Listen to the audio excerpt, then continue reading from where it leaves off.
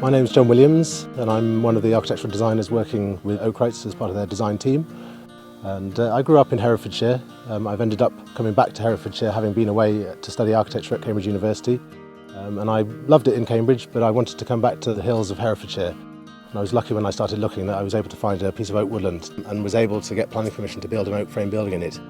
So I've been able to get my hands on this type of project from the design right through to the build process.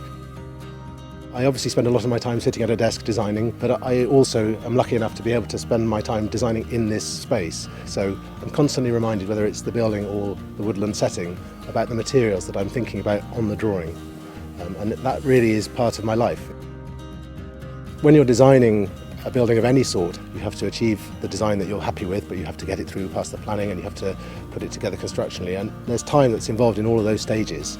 Obviously my involvement as an architectural designer for Oakrights is thinking about that first step and making sure that we give that first process enough time to really make sure that we think through all the ideas that you've got and that we can bring to the design to make sure that we maximise the potential for you for a building that's going to be there for a very long time.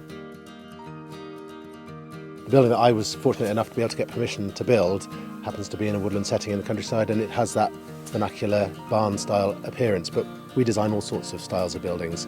Traditional Tudor style oak frame building, or it might be an ultra contemporary style building that has a very different external appearance. And that is a choice that's made, and it's a negotiation with the planners as to what they'll allow. But the common factor in all the designs obviously is the oak frame. Everyone comes to oak really understanding that it's got a character to it that they remember from the old buildings that they've spent time in. The oak in those buildings has moved and changed and shrunk over time, and the buildings that we design are built in exactly the same way and will continue to do that as well. And it's that character and that quality of the material, of the timber, that is what draws people in.